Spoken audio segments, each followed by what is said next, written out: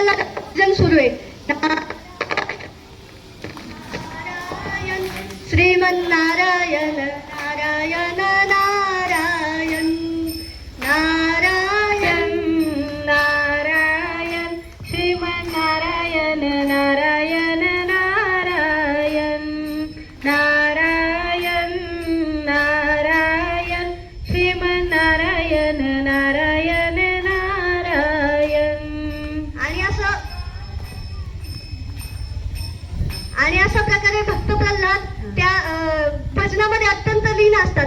आणि मग एक दिवशी हिरण्यकश्यपू त्याच्या सैन्याला आदेश देतो की याला तुम्ही जीवे मारा. तर मग ते काय करतात की त्याला आता एका कोठडीवरून नेतात, एका उंच कोठडीवर नेतात आणि आता त्याला तिथून ढकलून देतात. टेकडी टेकडी टेकडी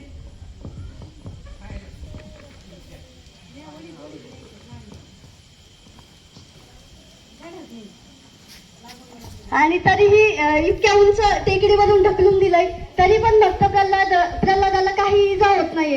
तो भजन करत करत तसा सुखरूप तिथून बाहेर पडतोय. आता पुन्हा हे राक्षस जातात हिरण्यकश्यपूकडे आणि त्याला परत सांगायला लागतात सगळी हकीकत की आम्ही इतक्या मोठ्या टेकडीवरून त्याला खाली ढकललंय तरीही त्याला काहीच झालेलं नाहीये. हे सगळं हकीकत सांगितलं हिरण्यकश्यपूला आणखी येते आणि मग तो म्हणतोय की आता काय उपाय करायचा, आता काय उपाय करायचा हे आठवून आता तो म्हणतोय की ठीक आहे आता काय करा की उकळत्या कढया ठेवा आणि त्याच्यामध्ये उकळत्या तेलामध्ये आता याला टाकून द्या. आता नक्की हा उकळत्या हाताने जरा हाताने चांगलं.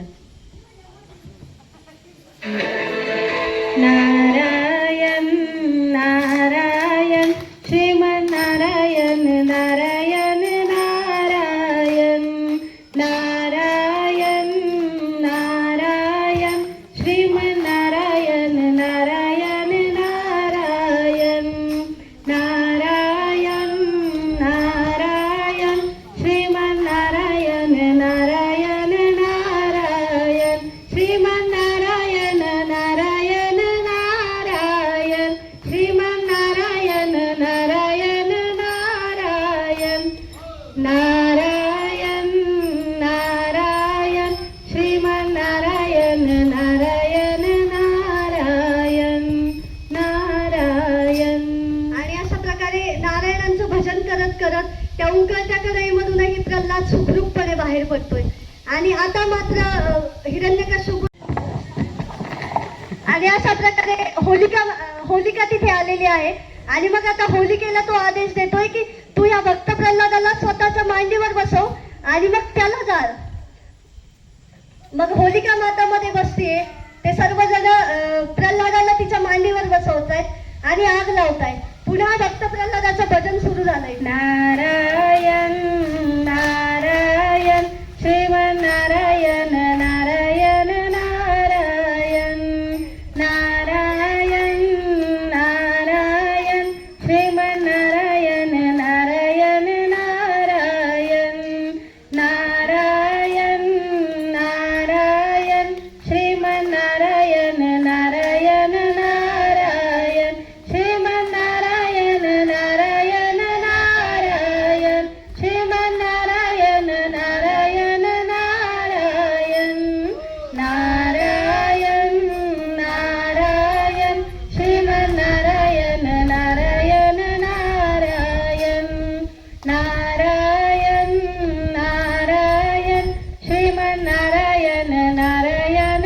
नारायण नारायण नारायण. होलिकेचं दहन केलंय तरी पण ती होलिका दहन झाली आणि भक्त प्रल्हाद तसेच सुखरूप त्यातून बाहेर पडले. आणि आता मात्र हिरण्यकश्यपूला खूप क्रोध होतोय. आता त्याचा राग अनावर होतोय आणि त्याला आता तो त्याच रागारागात भक्त प्रल्हादाकडे जातोय आणि त्याच रागारागात भक्त प्रल्हादाला म्हणतोय की तू कुणाचं भजन करतो, कोणी तो नारायण, कुठे तो नारायण, दाखव मला. होलिका ये चल, नारायण मला दाखव. आणि असं म्हटलं माझं नारायण सर्व व्यापी आहेत, ते सर्वांमध्ये समांतर व्यापलेले आहेत, त्यांना कुठे शोधची गरज नाहीये. आणि असं हिरण्यकश्यपू म्हणू लागलाय की काय तुझे नारायण सगळ्या रूपात आहे का. असं म्हटल्याबरोबर म्हणतात की माझे प्रभू सगळीकडे आहेत त्या खांबातही आहेत. असं भक्त प्रल्हाद तिकडे हात करून म्हणतात की आहे त्या खांबामध्ये आहेत. आणि मग हिरण्यकश्यपूला खूप राग येतोय आणि तो त्याच रागात त्या खांबाला लाथ मारायला जातोय आणि त्यातून मग सिंह बाहेर येतात.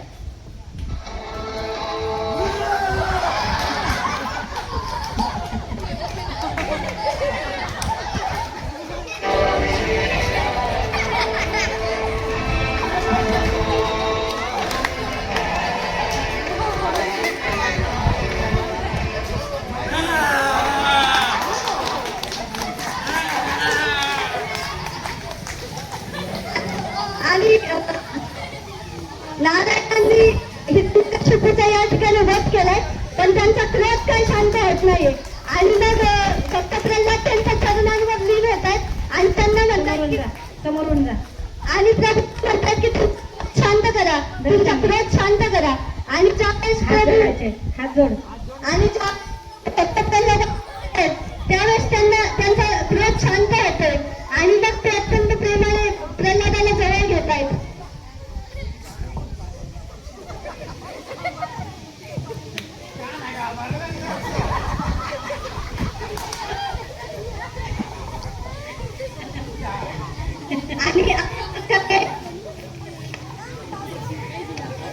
प्रभू नारायणांनी हिरण्यकश्यपूच्या वधासाठी